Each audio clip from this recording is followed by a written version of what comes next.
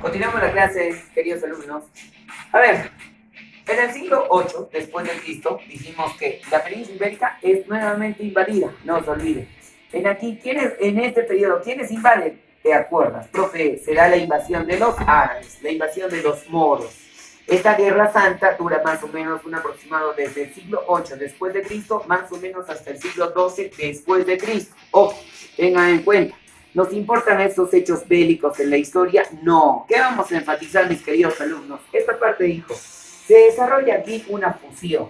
¿Qué es fusión? Mezcla, unión. Profe, ¿qué se va a fusionar? ¿Qué se va a unir? Las culturas, las tradiciones, la etnia, la raza.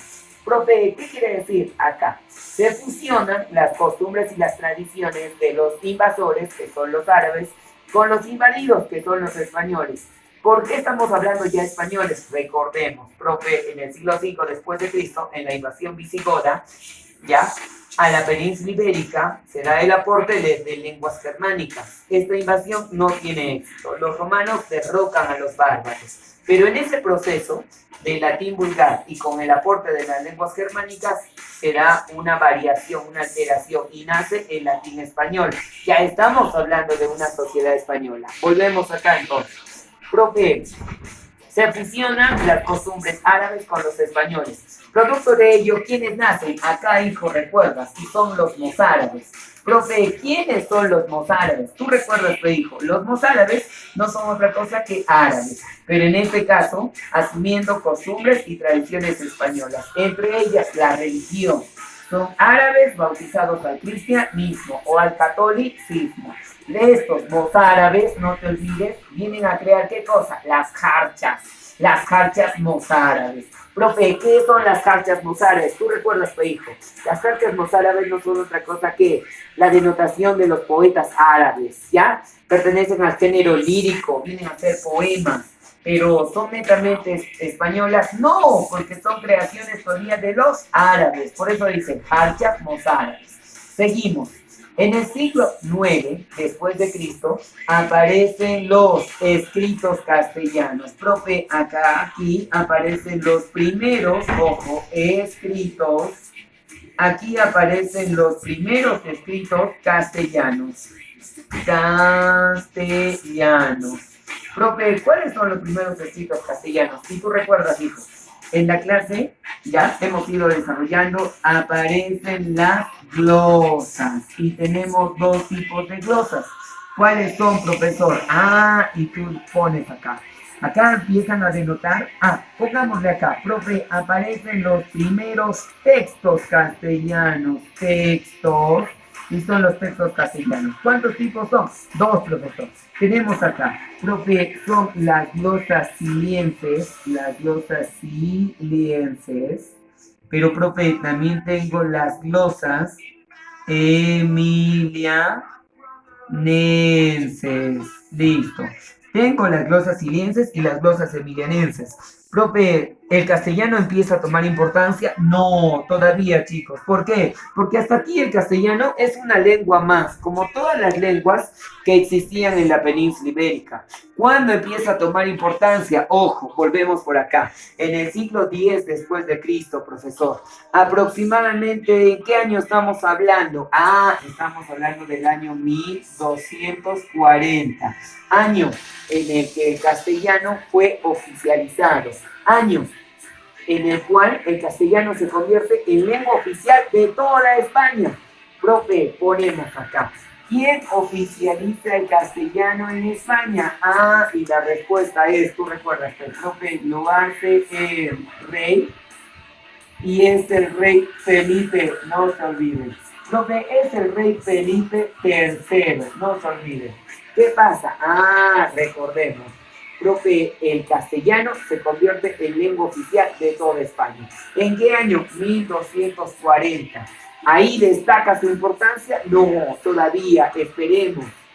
En otras palabras, ¿qué estamos diciendo? Profe, básicamente, ¿ya? En otras palabras, estamos diciendo que el castellano, ojo, el castellano se convierte en un dialecto, profesor. ¿Qué es la palabra dialecto? Ya saben, alteración, cambio, modificación. El castellano es un dialecto. ¿Es un dialecto de qué, profesor? Y acá le ponemos, es un dialecto del latín y básicamente es un dialecto del latín vulgar. El latín vulgar es la lengua madre del castellano, no se olviden. ¿Cuándo empieza a tomar importancia el castellano? Esto se desarrolla, no se olviden, en el siglo XII después de Cristo. Profe, ¿qué pasa en el siglo XII después de Cristo? Hijo, en el siglo XII después de Cristo aparece, ¿qué aparece? Y le ponemos acá, profe, aparece el cantar y es el cantar de Mío Sí. Aquí aparece, profesor, el cantar de Mío Sí. No se olvide. Profe, ¿por qué es importante esto en razonamiento verbal? Es que el cantar de Mío Sí le da el valor literario que necesita el castellano. ¿A qué género pertenece el cantar del Mío Sí? Y tú le pones, profe, es épico, pertenece al género épico. ¿De dónde viene esta palabrita? Epos. ¿Qué significa héroe? Entonces, ¿qué es el cantar del Mío Sí? Es una narración heroica, no se olviden, ¿ya? Es una narración heroica. Eso lo vamos a ver en el área de literatura. Hablamos de Rodrigo Díaz de Vivar, en la era medieval o en el medievalismo, como ustedes lo conocen. Pero, profe, ¿esto es importante? Claro. El cantar del Mío Sí aporta el valor literario al castellano. ¿Ya? No se olviden. Más o menos estamos hablando de qué año. En el año de 1492. Fecha muy importante en nuestra historia. ¿Por qué, profesor? Tú dices, en el año de 1492, profesor, se suscitan 4 hechos de vital importancia. Cuatro hechos muy importantes. ¿Cuáles son esos 4 hechos? Y tú recuerdas. Profe, los 4 hechos son, ponemos acá. El primero, esta guerra que había durado desde el siglo VIII hasta el siglo XII, llega a su fin. En el año 1492, los españoles logran expulsar definitivamente ¿a quién? A los moros, a los árabes de su territorio. Entonces ponemos, profe, primer hecho, acá el profesor Giovanni dijo, hay 4 hechos de vital importancia. Primer hecho, será, profesor, la expulsión, ojo, la expulsión definitiva, ¿ya? De los árabes. Es la expulsión, profe, definitiva de los árabes. ¿Ya? ¿De qué? Del territorio español. Listo. Profe, otro hecho de vital importancia. ¿Cuál es? Y nosotros encontramos. Otro hecho de vital importancia es que en el año de 1492 será ¿qué? En historia has hecho, hijo, el descubrimiento. Será el descubrimiento de América. Alguien dirá, pero profesor, ¿eso nos importa el razonamiento verbal? Claro que sí, chicos. Con el descubrimiento de América, el castellano se afianza como lengua dominante, se empodera en Europa. ¿Por qué, profesor? Fácil, porque con el descubrimiento de nuevas tierras, de tierras vírgenes, el castellano se expande. Por eso nosotros somos castellano hablantes, ¿ya? Entonces, con el descubrimiento de América, el castellano se expande y se empodera como una lengua dominante. Profe, otro hecho, el tercer hecho. Profe, ¿qué es lo que pasa? Acá logra instaurarse, profe, también se instaura, empieza a formarse la Real Academia Española, como ustedes la conocen, u otras personas le dicen RAE. Profe, es la Real Academia Española de la Lengua, que es la entidad que rige este idioma, que es la entidad que denota ya las reglas, la normativa de este idioma. En uno de los exámenes de admisión vino, ¿quién es el primer director de la RAE? Y tú vas a marcar, profe, el primer director de la Real Academia Española el primer director, profe, es el Marqués, ojo, no te olvides, es el Marqués de Villena. El Marqués de Villena, profesor. Entonces ahí tenemos al primer director de la RAE, que es el Marqués de Villena. Pero el profesor Giovanni dijo, hay 4 hechos de vital importancia. Acá hemos hecho 3. ¿Cuál es el cuarto? Ya empoderado el castellano, aparece la primera gramática española. Ah, entonces ponemos acá, profe, también acá se publica, ojo, se publica la primera gramática. Y ojo, es la primera gramática española. No se olviden.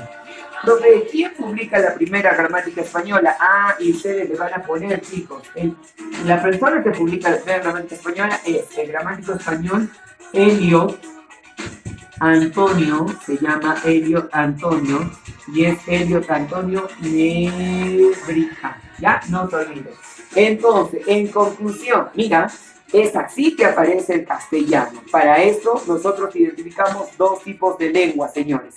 ¿Cuáles son esos dos tipos de lengua? Ah, simple, hijo. Mira, sígueme por acá. Profe, nosotros identificamos entonces dos tipos de lengua o dos tipos de idioma a través de la historia. ¿Cuáles son esos? Ah, y tú dices, profe, conozco las lenguas prerrománicas, las lenguas pre, y se les dice lenguas prerrománicas, ¿ya? Pero también conozco las lenguas romance,